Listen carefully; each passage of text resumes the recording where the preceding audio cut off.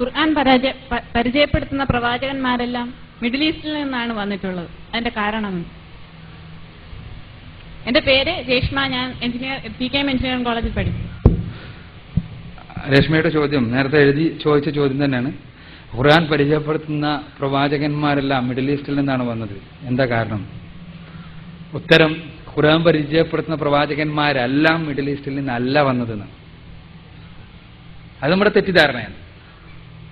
ഖുർആൻ പരിചയപ്പെടുത്തുന്ന പ്രവാചകന്മാർ കൃത്യമായി മിഡിൽ ഈസ്റ്റിൽ നിന്നാണ് എന്ന് പറയാൻ പറ്റാത്ത പ്രവാചകന്മാരുടെ പേരുകൾ ഖുർആനിലുണ്ട്. പക്ഷെ ഇവിടെ നമ്മൾ മനസ്സിലാക്കേണ്ട ചില അടിസ്ഥാനപരമായ കാര്യങ്ങളുണ്ട്. എന്താന്ന് വെച്ചാൽ, പരിശുദ്ധ ഖുർആൻ ഒരു ചരിത്ര ഗ്രന്ഥമല്ല. ഖുർആൻ ചരിത്ര ഗ്രന്ഥമല്ല. ഇപ്പൊ ബൈബിൾ എന്ന് പറഞ്ഞാൽ ബൈബിൾ നിങ്ങൾക്ക് പരിശോധിച്ചാൽ കാണാൻ കഴിയും. ഉൽപ്പത്തി പുസ്തകം 1-ാം അധ്യായം 1-ാമത്തെ വചനം ആരംഭിക്കുന്ന ആദിയിൽ ആകാശവും ഭൂമിയും ഉണ്ടായിരുന്നു എന്ന് പറഞ്ഞിട്ട് ഇങ്ങനെ തുടങ്ങുന്നു.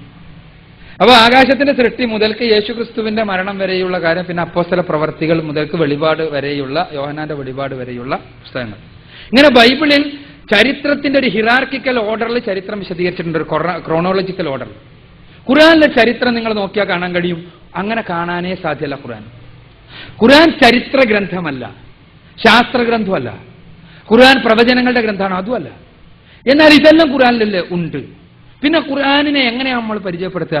ഖുർആൻ പടച്ച തമ്പുരാന്റെ സംസാരമാണ്. പടച്ചോ നമ്മളോട് ഇങ്ങനെ വർത്തമാനം പറയാണ്, മനുഷ്യരോട് സംസാരിക്കുന്നത് എന്തിന്? മനുഷ്യരെ മാനവികതയിലേക്ക് ഉയർത്താൻ, മനുഷ്യരെ നന്മ ചെയ്യുന്നവരാക്കാൻ, മനുഷ്യരെ തിന്മയിൽ നിന്ന് രക്ഷപ്പെടുത്താൻ. അത് അപ്പോ പരിശുദ്ധ ഖുർആന്റെ റോൾ ഒരു പ്രഭാഷകന്റെ റോളാണെന്ന് വേണമെങ്കിൽ പറയാം. ഒരു പ്രഭാഷകന്റെ റോളിലാണ് ഖുർആൻ സംസാരിക്കുന്നത്. ആ പ്രഭാഷകൻ എന്നിട്ട് ആ വിഷയം സമർത്ഥിക്കുവാൻ ആവശ്യമായ ചരിത്രം പറയുന്നുണ്ട്, വിഷയം സമർത്ഥിക്കുവാൻ ആവശ്യമായ ശാസ്ത്രം പറയുന്നുണ്ട്, വിഷയം സമർത്ഥിക്കുവാൻ ആവശ്യമായ പ്രവചനങ്ങളെ കുറിച്ച് പറയുന്നുണ്ട്, വിഷയം സമർത്ഥിക്കുവാൻ ആവശ്യമായ സംഭവ വിവരണങ്ങളുണ്ട്, വിഷയം സമർത്ഥിക്കുവാൻ ആവശ്യമായ ധാർമ്മിക നിർദ്ദേശങ്ങളുണ്ട്. ഇങ്ങനെ എല്ലാ പ്രഭാഷണത്തിലുണ്ട്. ഈ പ്രഭാഷണത്തിന്റെ ഇടക്കിടക്ക് അതെല്ലാം വരുന്നുണ്ട്. ഇതാണ് ഖുർആനിന്റെ ശൈലി. ആ ഖുർആൻ പ്രഭാഷണത്തിന്റെ രൂപമായതുകൊണ്ട് തന്നെ ഖുർആൻ പ്രഭാഷണത്തിന്റെ ശാസ്ത്രം പൂർണ്ണമായി ഉൾക്കൊള്ളുന്നു എന്നുള്ളതാണ് സത്യം. ഖുർആൻ പ്രഭാഷകനാണെങ്കിൽ, അല്ലെങ്കിൽ ഖുർആൻ പടച്ച തമ്പുരാന്റെ സംസാരമാണെങ്കിൽ, അതിന്റെ പ്രൈമറി ഓഡിയൻസ് ഉണ്ടാവും. അപ്പൊ നിങ്ങൾ കമ്മ്യൂണിക്കേഷൻ ഒരു സയൻസാണ്. കമ്മ്യൂണിക്കേഷൻ സയൻസിൽ നമ്മൾ പഠിക്കും ഏതാണ്, ഒരാൾ കമ്മ്യൂണിക്കേറ്റർ ഉണ്ടെങ്കിൽ അയാൾക്കൊരു പ്രൈമറി ഓഡിയൻസ് ഉണ്ടാകും, സെക്കൻഡറി ഓഡിയൻസ് ഉണ്ടാകും. നിങ്ങൾ എന്റെ പ്രൈമറി ഓഡിയൻസ് ആണ്. ഞാൻ ഈ പറയുന്ന ആശയങ്ങൾ നിങ്ങൾ ചിലപ്പോൾ വേറൊരാൾക്ക് പറഞ്ഞു കൊടുക്കും. അപ്പോൾ അവരാരാണ്? സെക്കൻഡറി ഓഡിയൻസ് ആണ്. ഞാൻ എന്തെങ്കിലും സംസാരിക്കേണ്ടത് പ്രൈമറി ഓഡിയൻസിന്റെ പ്രിമൈസിൽ നിന്നിട്ടായിരിക്കണം ഞാൻ സംസാരിക്കേണ്ടത്. ഞാൻ പ്രൈമറി ഓഡിയൻസിന്റെ ഒരു തലത്തിൽ നിന്നുകൊണ്ടല്ല സംസാരിക്കുന്നതെങ്കിൽ നിങ്ങളിൽ ഞാൻ ഉദ്ദേശിക്കുന്ന രൂപത്തിലുള്ള ഒരു മാറ്റം വരുത്താൻ എനിക്ക് കഴിയില്ല. ഞാൻ അന്താരാഷ്ട്ര പടായി കുറെ പറഞ്ഞിട്ടൊരു കാര്യമില്ല. മറിച്ച് എന്താണ്, നിങ്ങൾ ഏതൊരു തലത്തിലാണ് നിൽക്കുന്നത് ആ തലത്തിൽ നിന്ന് ഞാൻ സംസാരിക്കണം.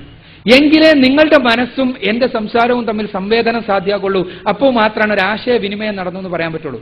ആശയവിനിമയത്തെക്കുറിച്ച്, കമ്മ്യൂണിക്കേഷനെ കുറിച്ചുള്ള ഇപ്പോൾ പുതിയ സങ്കല്പം തന്നെ എന്താണ്? പറയുന്നത് കൊണ്ട് മാത്രം ആശയവിനിമയമാവുകയില്ല, മറിച്ച് കേൾക്കുന്നവനാണ് ആശയവിനിമയത്തെ തീരുമാനിക്കുന്നതെന്നാണ്. അപ്പൊ ഞാൻ പറഞ്ഞു വരുന്നത് എന്താണെന്ന് വെച്ചാൽ, പരിശുദ്ധ ഖുർആന്റെ പ്രൈമറി ഓഡിയൻസ് അറബികളാണ്. അവരുടെ ഭാഷയിൽ, അവർ ജീവിച്ചിരുന്ന സമൂഹത്തിൽ അവരോടാണ് ഖുർആൻ സംസാരിക്കുന്നത്. അപ്പൊ ഖുർആന്റെ പ്രൈമറി ഓഡിയൻസിന്റെ ആ ഭൂമികയിൽ നിന്നിട്ടാണ്, പ്രൈമൈസിൽ നിന്നിട്ടാണ് ഖുർആൻ സംസാരിക്കുന്നത്. സ്വാഭാവികമാണ്. അവർക്ക് അറിയാത്ത കുറെ കാര്യങ്ങൾ ചരിത്രത്തിന്റെ വിഷയത്തിൽ പറയല്ല ഖുർആൻ ചെയ്യണത്. പിന്നെന്താ, അവർക്കറിയുന്ന ചരിത്രത്തിൽ നിന്ന് എടുത്ത് ഉദ്ധരിച്ച് അതിൽ നിന്ന് പാഠം ഉൾക്കൊള്ളാൻ പറയാണ്. അതാണ് ഖുർആന്റെ ശൈലി.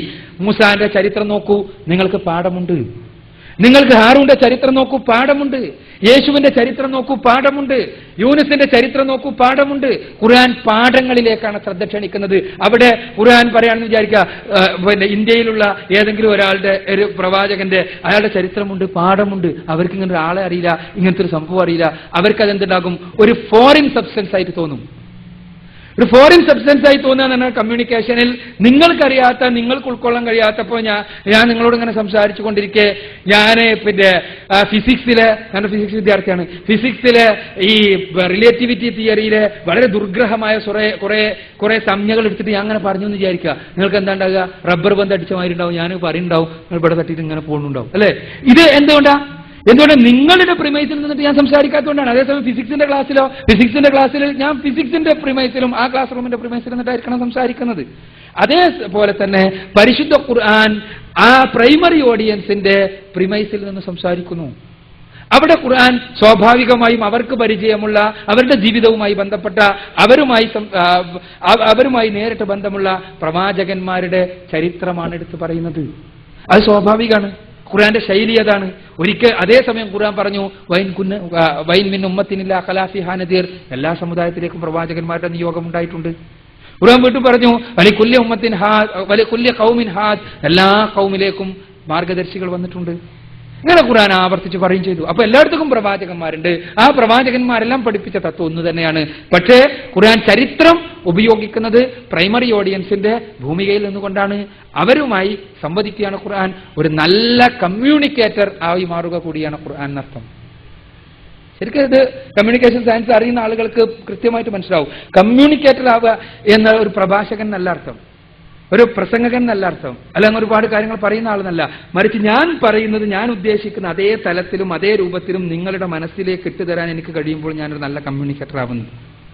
അതല്ലാതെ ഞാൻ പറയുന്ന ആ ഉഗ്രം പ്രസംഗമായിരുന്നു കേട്ടോ, എന്താ പറഞ്ഞത്, ഭയങ്കര ഒരുപാട് കാര്യം പറഞ്ഞിട്ടുണ്ട്, എന്നാലും ഉഷാറായിരുന്നു, പക്ഷെ എന്താ പറഞ്ഞത്, ഒരുപാട് കാര്യം പറഞ്ഞിട്ടുണ്ട്, ഒന്നും മനസ്സിലായിട്ടില്ല എന്നാണ് എൻ്റെ അർത്ഥം. അപ്പോൾ അതേപോലെയുള്ള ഒരു സംസാരത്തിന് ഒരു കമ്മ്യൂണിക്കേഷൻ എന്ന് പറയാൻ പറ്റൂല എന്നാണ് മോഡേൺ കമ്മ്യൂണിക്കേഷൻ സയൻസ് പറയാ. ഖുർആൻ ഒരു നല്ല കമ്മ്യൂണിക്കേറ്ററുടെ റോളിൽ സംസാരിക്കുന്നു. അതുകൊണ്ട് തന്നെ പ്രൈമറി ഓഡിയൻസിന്റെ കൃത്യമായ ഭൂമികയിൽ നിന്ന് സംസാരിക്കുന്നു.